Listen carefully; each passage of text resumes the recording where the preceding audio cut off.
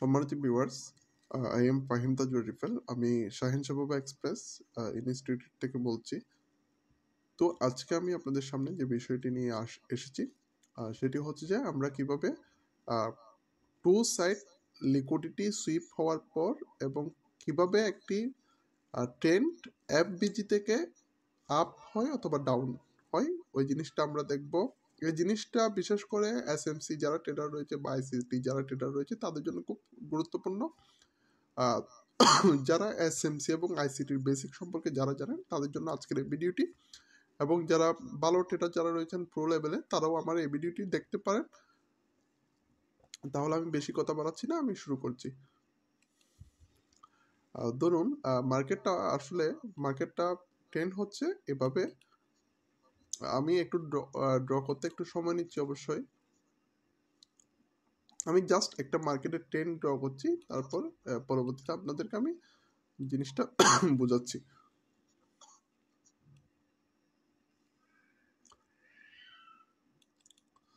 এভাবে হচ্ছে আমাদের মার্কেটের একটা আপ ট্রেন্ডের একটা গতি এভাবে ক্রিয়েট হচ্ছে।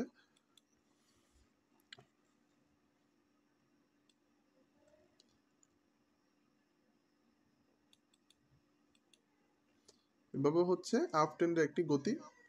আমি একটু সুন্দর করার জন্য আমি একদম কয়েকটি জোন দিয়ে একটি ট্রেন্ড তৈরি করছি। সম্মানিত ভিউয়ার্স, এটি হচ্ছে যে একটি আপ ট্রেন্ড। আমরা এখানে দেখতে পাচ্ছি হচ্ছে এটি একটি আপ ট্রেন্ড, সম্পূর্ণ নির্ভেজাল একটি আপ ট্রেন্ড। মার্কেটের বেলি বেলি জোন ক্রিয়েট করেছে এখানে। তো যাই হোক, মার্কেট সাধারণত আমরা যারা ট্রেডার আছি আমাদের একটা আইডিয়া, এবং যারা প্রো লেভেলের যারা ট্রেডার ছিল আমরা মানে অনেকে বিবেচনা করা হচ্ছে যে মার্কেট সবসময় অলওয়েজ দুই সাইডের লিকুইডিটি কালেক্ট করে। যদি মার্কেট যদি আপ ট্রেন্ডের গতি থাকে, মার্কেট সেলারদের লিকুইডিটি কালেক্ট করবে, দেন হচ্ছে আবার বায়ার্স যারা থাকবে তাদের লিকুইডিটি কিন্তু মার্কেট কিন্তু কালেক্ট কিন্তু করবে। তো এখন কিভাবে সে কালেক্ট করবে? ধরুন বিষয়টা হচ্ছে যে এখানে টু সাইড লিকুইডিটি কালেক্ট করার একটা নিয়ম হচ্ছে যে এটা হচ্ছে একটি ডিমান্ড জোন, মানে এই জায়গাটা হচ্ছে সম্পূর্ণ একটি ডিমান্ড জোন, এবং এটাও কিন্তু একটি ডিমান্ড জোন হিসাবে, যেহেতু এসএমসি যারা ট্রেডার আছেন তারা অবশ্যই বুঝতে পারতেছেন। বিশেষ করে হচ্ছে যে এখানে এ লেভেলের মধ্যে নতুন একটি বিইউএস ক্রিয়েট করেছে মার্কেট, যখন এ লেভেলটাকে ব্রেকআউট করেছে। তো এখন এটি যখন বিইউএস ক্রিয়েট হয়েছে, এখন এটি হচ্ছে তার ডিমান্ড জোন, মানে এই বিইউএস লেভেলের এই যে ডিমান্ড জোন হচ্ছে এটি।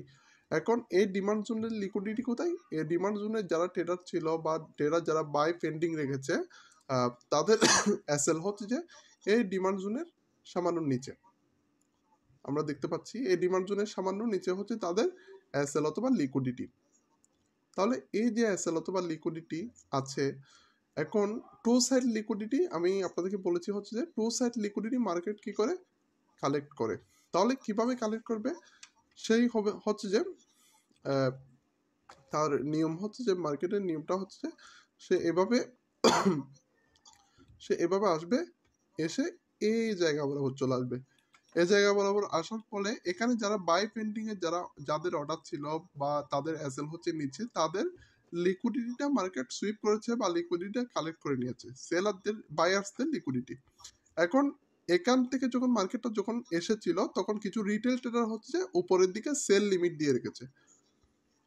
এখান থেকে যারা বাই পেন্ডিং করেছিল ঠিক তাদের মতো আরো কিছু রিটেল ট্রেডার কি করেছে, এখান থেকে কিছু সেল লিমিট তৈরি করেছে, মানে রিটেস্টের অপেক্ষা করতেছে তারা সেল লিমিটটা দিয়ে। এই জায়গা থেকে তারা সেল লিমিট দিয়েছিল। দেন হচ্ছে মার্কেট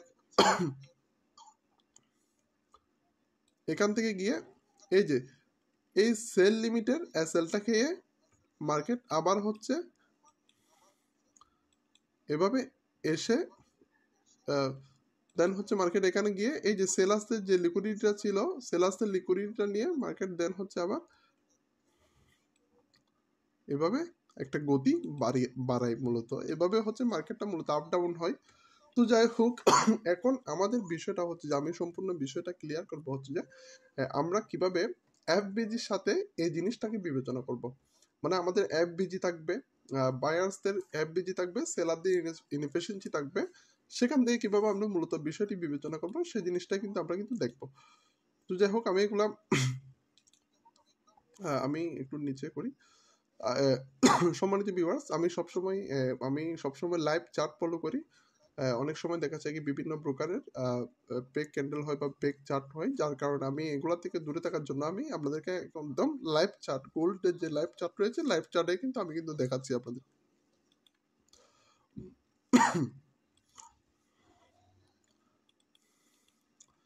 আমি আবারও দেখাচ্ছি সম্মানিত ভিউয়ার্স। আমার এবিডিটি যারা বুঝবেন না তারা কিন্তু কয়েকবার দেখবেন।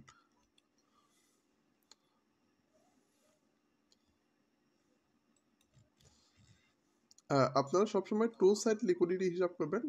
টু সাইড লিকুইডিটি হিসাব করার ফলে জিনিসটা আপনাদের জন্য ক্লিয়ার হয়ে যাবে।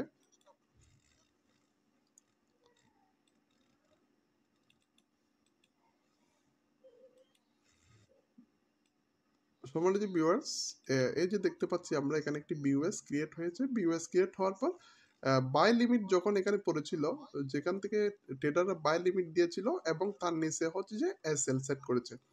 তো এখন এএসএল কে মার্কেট, এই লিকুইডিটিটা বা মার্কেটের এই ফুডটাকে মার্কেট কে নেওয়ার জন্য মার্কেট কি করেছে, এই যে এখানে পর্যন্ত এসেছে, লিকুইডিটিটা মার্কেট নিয়েছে। এখন লিকুইডিটি নেওয়ার পর হচ্ছে যে এখানে হচ্ছে যে সেলার্সদের ইনএফিশিয়েন্সি মানে এফবিজি, আমি দেখাচ্ছি একদম ক্লিয়ারলি। এই যে এই জায়গা থেকে হচ্ছে যে ইনএফিশিয়েন্সি বা এফবিজি রয়েছে, এই যে এটা হচ্ছে এফবিজি। তো মার্কেট কি করতেছে, এফবিজিতে এসে কি করতেছে, এখান থেকে এফবিজিতে এসে মার্কেট কি করতেছে, এফবিজি থেকে মার্কেটটা উপরে ওঠার একটা চান্স তৈরি হচ্ছে।